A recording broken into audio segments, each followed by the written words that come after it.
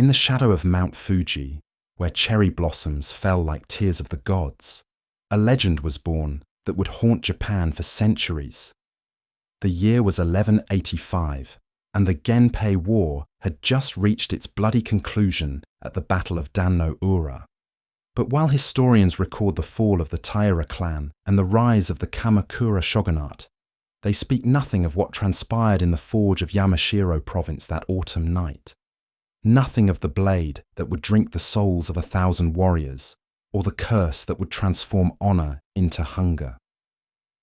What follows is an account pieced together from fragments of temple records, whispered tales from mountain villages, and the confessions of dying monks who witnessed horrors that should never have been.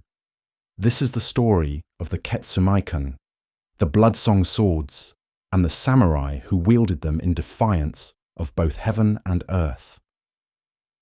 The way of the sword in feudal Japan was more than mere combat technique. It was a spiritual discipline that connected the warrior's soul to the blade, creating a harmony between man and steel that transcended the physical world. Master swordsmiths understood this sacred relationship, spending months in ritual purification before beginning work on blades destined for the greatest warriors. They knew that a sword was not simply forged metal, but a vessel capable of holding the very essence of its wielder.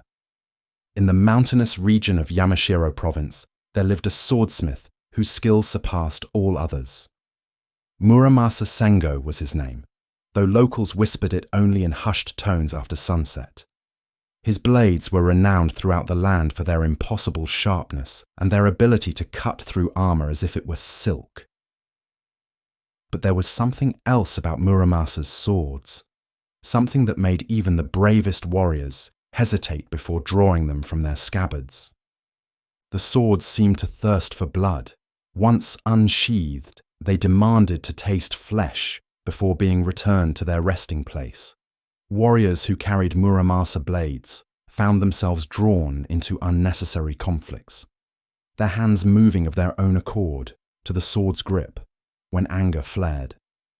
Some claimed the blades whispered to them in the darkness, speaking of enemies that needed to be cut down, of honor that demanded bloodshed. But if Muramasa's ordinary swords were unsettling, what he created in the aftermath of the Genpei War would prove to be something far more sinister. The massive loss of life during those years of conflict had saturated the very earth with blood and anguish. Battlefields across Japan became places where the boundary between the world of the living and the realm of the dead grew thin. And in those places, where thousands had died with their honor intact but their lives cut short, something began to stir. The fallen samurai of the Genpei War had died with their duties unfulfilled, their loyalty unspent, their swords still hungry for purpose. Their spirits, bound by the rigid code of Bushido, even in death, could not find peace. They wandered the battlefields as restless ghosts, seeking vessels through which they could continue their eternal service to lords who no longer existed. It was during the harvest moon of 1185 that Muramasa received a commission unlike any other. The messenger who came to his forge was not a living man, though he appeared solid enough in the flickering light of the workshop. His armor bore the mon of the defeated Taira clan, and his eyes held the hollow emptiness of one who had gazed too long upon death. He spoke in a voice like wind through autumn leaves, requesting not one sword, but 7 blades that would serve not the living, but the eternal dead. The price offered was not gold or silver, but something far more valuable to a craftsman of Muramasa's ambitions. Knowledge. The knowledge of how to forge steel with the essence of the departed, how to bind the fury of fallen warriors into metal, how to create weapons that would never know rust or dulling because they would be fed by the souls of those they slew. The ghostly messenger promised that these 7 swords would be Muramasa's greatest work, blades that would be remembered long after the mountains crumbled to dust. Muramasa accepted the commission, though some part of his mortal soul must have recognized the darkness he was inviting into his craft. The process began immediately, but not in his earthly forge. The ghostly messenger led him to a hidden valley where the boundary between worlds was thinnest, where the forge fires burned with flames that cast no shadow and gave no warmth to living flesh. The creation of the Quetzalcoatl required materials that existed nowhere in the natural world. Iron ore had to be mined from beneath battlefields where the blood of heroes had soaked deep into the earth. Coal for the fires came from the charred remains of funeral pyres where samurai had been cremated with their swords. Water for quenching the blades was drawn from springs that flowed through graveyards, carrying with it the essence of those who lay buried beneath. But most crucial of all were the souls. 7 spirits of legendary warriors, each one a master of different aspects of swordsmanship, volunteered to bind themselves to the blades forever. They would become the consciousness within the steel, guiding the swords in battle, sharing their centuries of experience with whoever wielded them. In return, they would taste battle once again, feel the satisfaction of a perfect cut, experience the rush of combat that had defined their mortal existence. The forging process took 7 months, 1 for each blade. During this time, Muramasa aged decades, his hair turning white as winter snow, his hands becoming skeletal from channeling forces that were never meant to touch the world of the living. Each sword required a different ritual, a different sacrifice, a different form of spiritual binding that pushed the boundaries of what mortal craft could achieve. The first sword, Yamakiri, the Darkness Cutter, was forged from the spirit of Minamoto no Tametomo, an archer whose arrows could pierce castle walls. Bound to the blade was his ability to see weakness in any defense, to find the one perfect angle of attack that would defeat any opponent. The sword's blade was black as midnight, and those who looked upon it too long claimed they could see stars dying in its depths. The second blade, Ketsunagi, the Blood Wave, contained the spirit of Taira no Tomomori, a naval commander who had fought in countless sea battles. The sword granted its wielder perfect balance and the ability to fight effectively even on unstable ground. Its steel rippled like water, and in certain light, observers swore they could see phantom ships sailing across its surface. Onigiri, the Demon Cutter, was the third sword, housing the spirit of the legendary warrior monk Benkei. This blade could cut through supernatural defenses and harm creatures that existed beyond the physical realm. Its edge gleamed with an inner light that grew brighter in the presence of evil, and its tang was inscribed with sutras that seemed to shift and change when no one was watching. The fourth sword, Kokorokiri, the Heart Cutter, was perhaps the most disturbing of all. It contained the spirit of Abe no Seimei, the great onmyoji who had mastered both sword and sorcery. This blade could cut through lies and illusions, revealing truth no matter how painful. But more than that, it could wound the soul itself, leaving injuries that would never heal and could drive men to madness with the weight of absolute honesty. Hayakaze, the Swift Wind, was forged fifth, containing the spirit of Sasaki Kojiro, whose technique with the longsword was said to be like watching poetry in motion. The blade was impossibly light and could strike with such speed that opponents would be dead before they realized they had been cut. It hummed constantly with barely contained energy, like a tuning fork struck by invisible hands. The sixth sword, Tetsuzan, the Iron Mountain, housed the spirit of Kumagai Naozane, a warrior known for his impenetrable defense.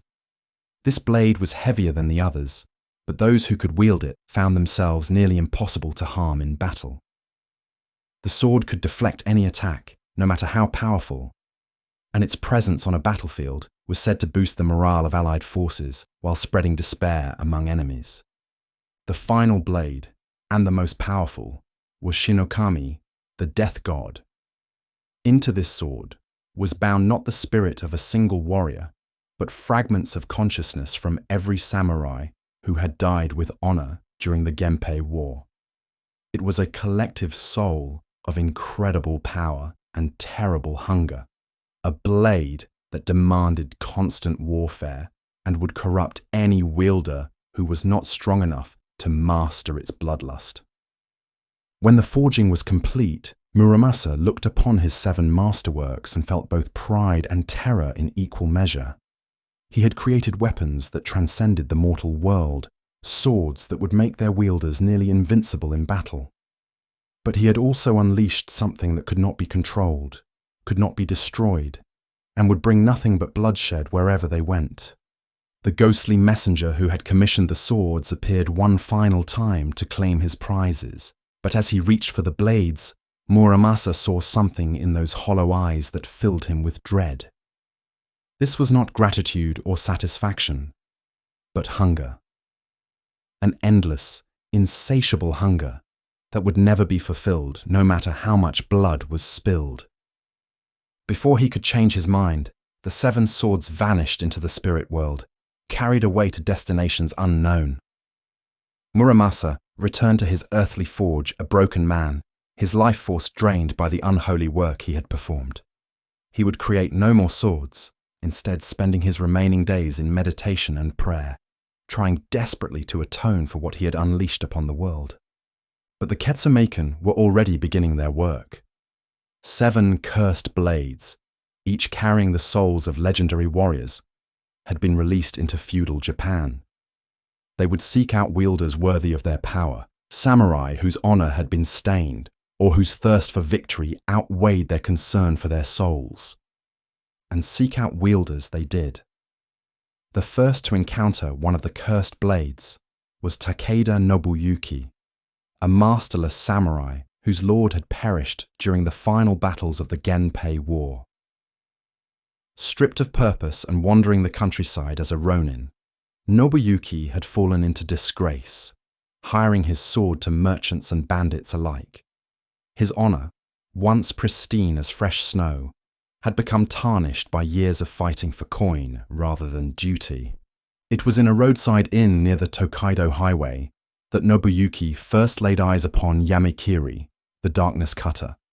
The blade lay across the lap of a traveling merchant, who seemed oddly reluctant to discuss where he had acquired such a magnificent weapon. The sword's black steel seemed to absorb the light from the room's oil lamps, creating shadows that moved independently of their sources. When Nobuyuki touched the sword's hilt, the world around him changed. He could suddenly see the weakness in every person present, the exact spot where a blade would find their heart, the precise angle needed to sever their spine. But more than that, he could hear whispers in his mind, the voice of Minamoto no Tametomo speaking across the centuries. "You have forgotten what it means to be samurai," the ancient spirit said. "But I can remind you. Take up this blade, and I will show you battles worthy of your ancestors. I will give you purpose again, and in return, you will give me the taste of worthy blood." Nobuyuki purchased the sword that very night, paying with the last of his gold and promising the merchant his service for a year. But even as he made the bargain, he knew he would never honor it. The sword had already begun to change him, filling his mind with visions of glorious combat and righteous slaughter. The transformation was not immediate, but it was inevitable. Within days of acquiring Yamikiri, Nobuyuki found himself seeking out conflicts that he would have previously avoided. A group of bandits threatening a village became not merely a problem to be solved, but an opportunity to test his new blade's hunger. The fight lasted only moments, but the aftermath would haunt the village for generations. The bandits had not simply been killed. They had been artistically dismantled, cut apart with such precision that even experienced warriors who examined the scene could not understand how mortal hands could have achieved such devastating efficiency. Nobuyuki had moved through them like death incarnate, Yamikiri singing in his grip as it found every vital point, every weakness, every gap in their desperate defenses. But the most disturbing aspect was not the carnage itself, but the expression on Nobuyuki's face as he cleaned his blade afterward. Those who witnessed the battle spoke of a terrible serenity in his eyes, as if he had finally found peace in the act of perfect killing. The Ronin who had been consumed by shame and purposelessness was gone, replaced by something that wore his face, but served a different master. Word of the supernatural swordsman spread quickly through the provinces.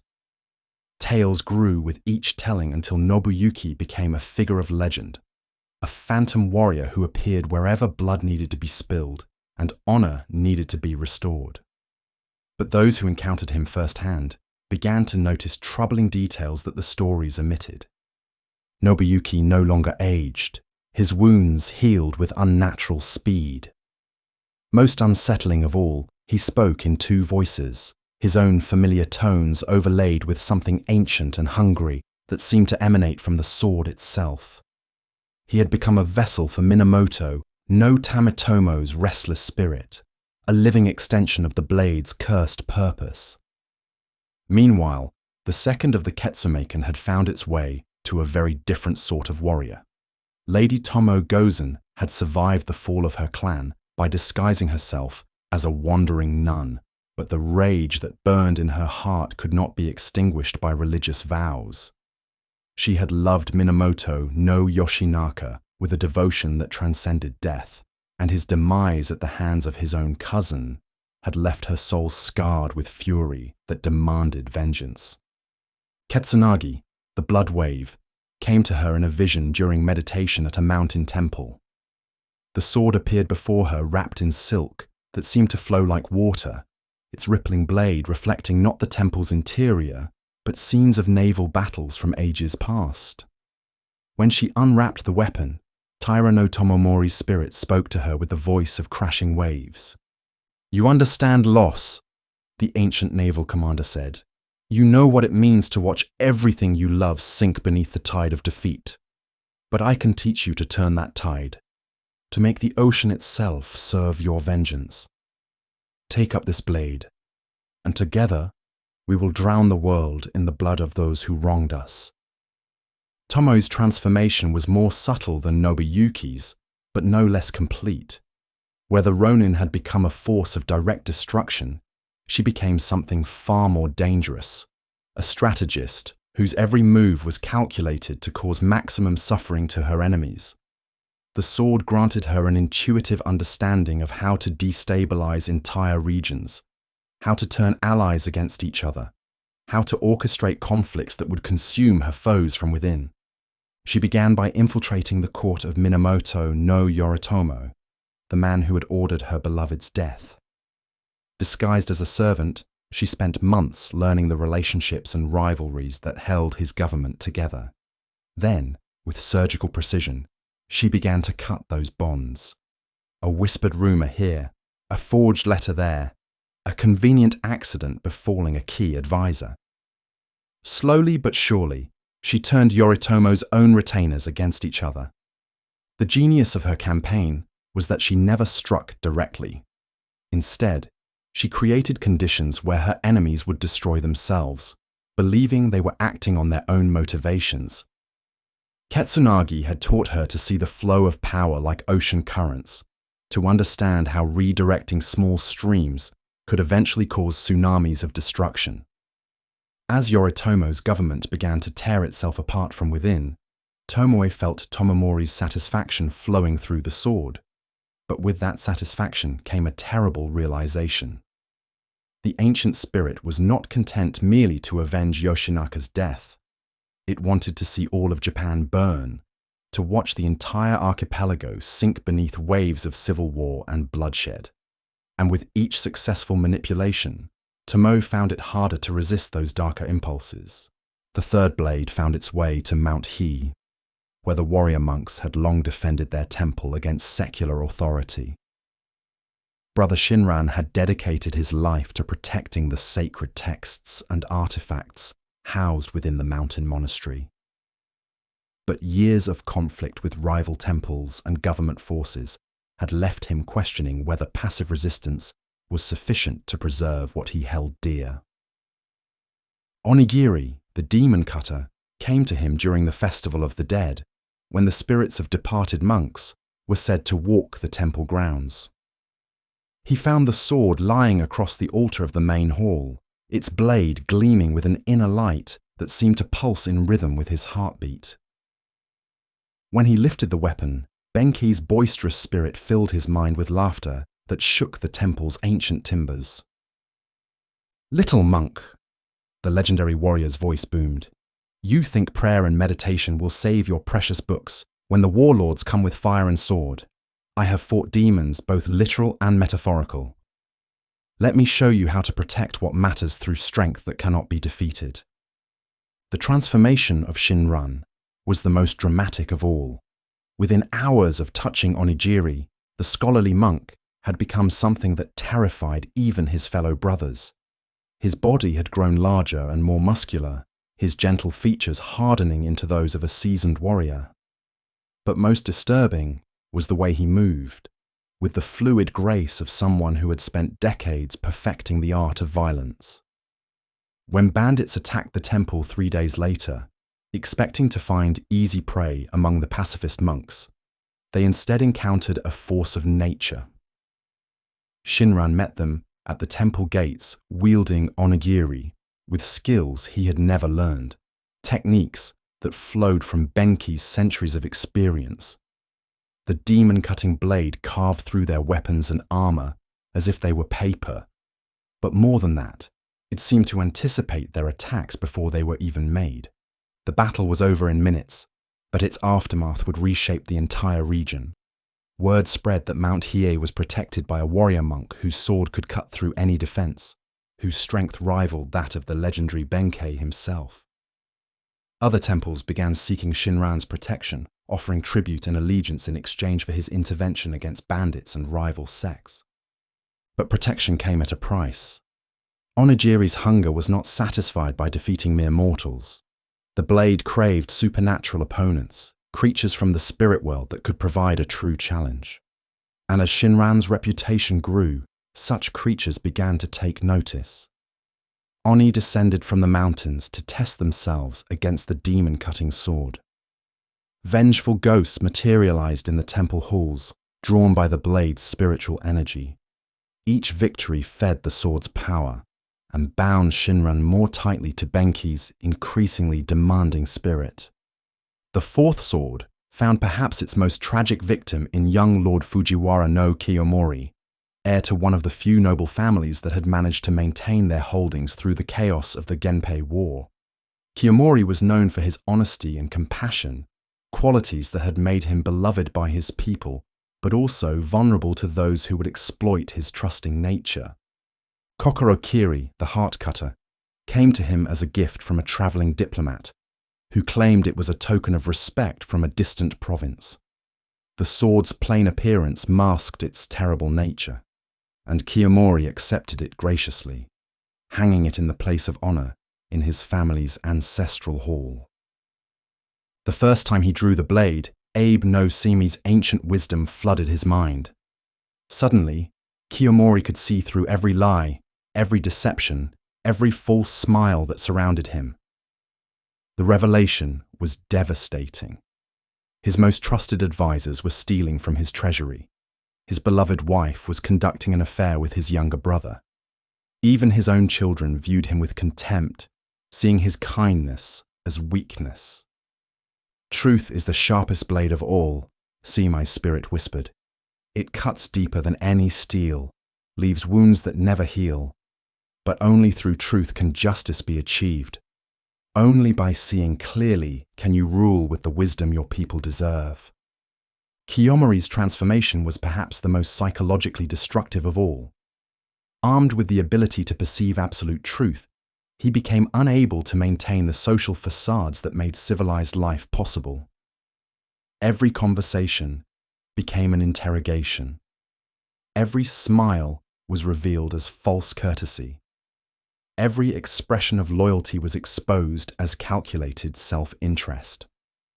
The young lord who had once been known for his gentle nature became a tyrant of terrible efficiency. He rooted out corruption with ruthless precision, but in doing so, he destroyed the very relationships that had made his rule possible. His subjects began to fear him, not for his cruelty, but for his uncanny ability to see into their hearts and expose their hidden sins. As Kiyomori's domain descended into paranoid chaos, Kokoro Kiri's hunger grew stronger. The blade did not merely reveal lies, it created situations where truth became a weapon of mass destruction. Family secrets that had remained buried for generations were dragged into the light. Ancient grudges were exposed and reignited. The very fabric of society began to unravel under the weight of absolute honesty. The fifth sword, Hayakaze, found its way to a master of the quick draw, whose reputation had been built on speed rather than wisdom. Matsuda Jiro was a young samurai who had earned fame in countless duels, his lightning-fast blade work making him nearly unbeatable in single combat. But fame had bred arrogance, and arrogance had led him to seek ever more dangerous opponents to prove his superiority. The sword came to him during a tournament at the imperial court, carried by a mysterious figure who challenged him to a match. When Jiro's opponent fell to his blade in the opening seconds of their duel, the dying man pressed Hayakaze into his hands with a smile that held no warmth. As Sasaki Kojiro's spirit merged with his consciousness, Jiro felt his already formidable speed multiply beyond human limitation. "You think you understand swiftness?" The legendary swordsman's voice echoed in his mind. "But I will show you what it means to move faster than thought itself. Together, we will perfect the art of the single strike, the technique that ends all techniques." The transformation was immediate and intoxicating. Jiro found he could draw and strike in movements so fluid they seemed to bend time itself.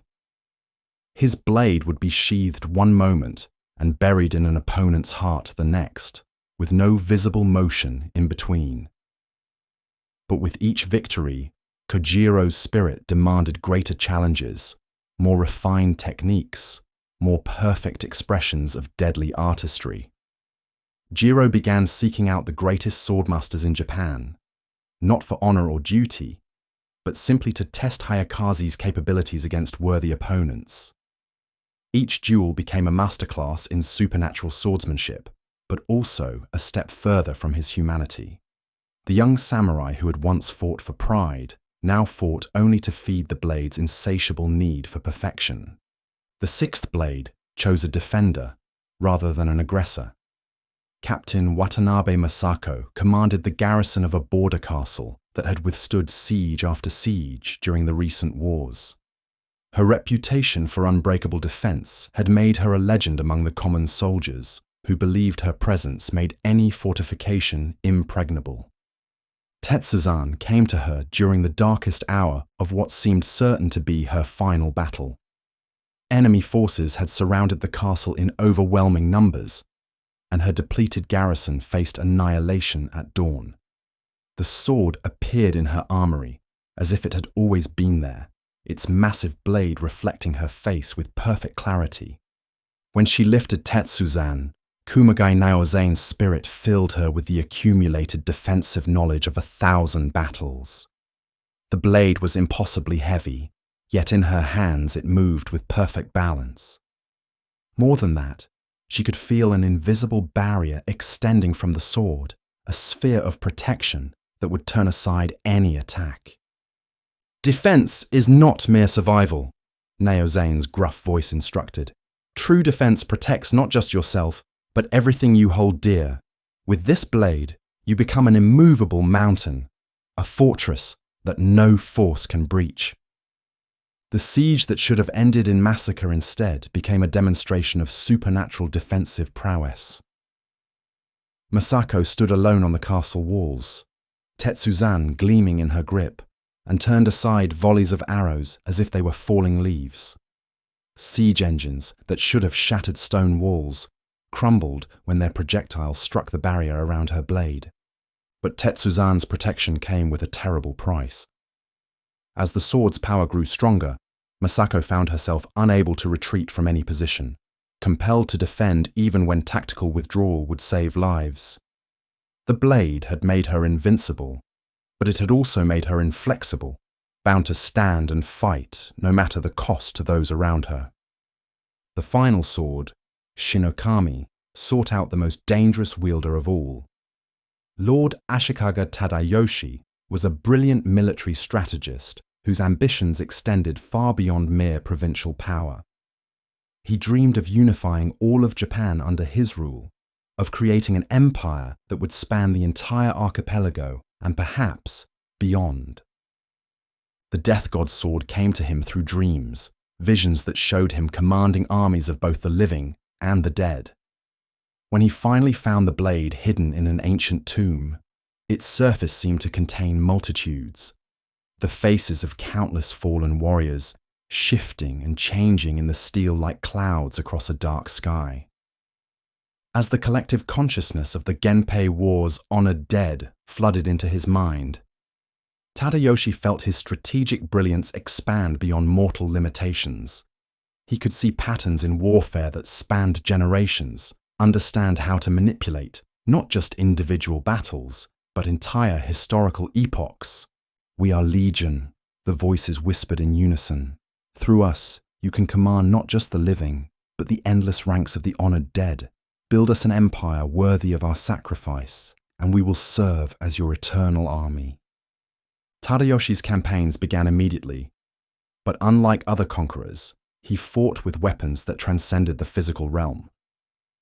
Shinokami allowed him to communicate with the spirits of fallen enemies, binding their loyalty to his cause through complex rituals that merged necromancy with military strategy. Soon, his armies included not just living samurai, but the ghosts of warriors from every conflict in Japanese history. The 7 wielders of the Ketsumikan found themselves drawn together by forces beyond their understanding. Each blade sang to its siblings, creating a resonance that pulled their bearers toward an inevitable convergence. They met on the plain of Sekigahara, where centuries later another decisive battle would reshape Japan's destiny. The gathering was not planned by any mortal mind, but orchestrated by the collective will of the cursed swords themselves. 7 warriors, each transformed by their blades' dark gifts, stood in a circle as cherry blossoms fell around them like snow. The air itself seemed to thicken with supernatural energy as the swords recognized their reunion. "Brothers and sisters," Tadayoshi spoke, his voice carrying the authority of 1,000 dead generals. "We have been chosen to reshape this realm according to our will. No longer will we serve masters who die and leave us purposeless. We are the new order, the eternal warriors who will rule through strength that knows no ending." But even as the 7 prepared to unleash their combined power upon Japan, forces were already moving to oppose them. In the hidden monasteries of Mount Koya, elderly monks who remembered the old ways began preparing countermeasures against the supernatural threat. Ancient scrolls were unrolled, revealing binding techniques that had been used against demons since the earliest days of Buddhism in Japan. The emperor himself, though politically powerless, possessed spiritual authority that could rival even the cursed blades. In the deepest chambers of the imperial palace, Court Onmyoji began crafting purification rituals that would require the sacrifice of their own lives to complete. Most importantly, Muramasa himself had not remained idle after creating the 7 swords. The guilt of his creation had driven him to seek redemption, and in the years since forging the Ketsumikan, he had learned techniques that could potentially unmake what he had wrought. But the price of such unmaking would be terrible beyond imagination. The stage was set for a conflict that would determine not just the future of feudal Japan, but the very balance between the world of the living and the realm of the dead. 7 cursed swords and their transformed wielders stood ready to claim dominion over the archipelago, while ancient powers prepared to make whatever sacrifice was necessary to prevent that dark victory. In the mountain villages, old women who remembered their grandmother's stories began burning offerings to forgotten gods, praying that the old protections would prove strong enough for what was coming. The very earth seemed to hold its breath. waiting to see whether honor or hunger would triumph when the final battle began. The Ketsumaiken had been forged to serve the dead, but their ultimate test would determine whether the living still possessed the strength to resist the allure of eternal warfare. The legend of the Ketsumaiken serves as an eternal warning about the price of pursuing power without restraint.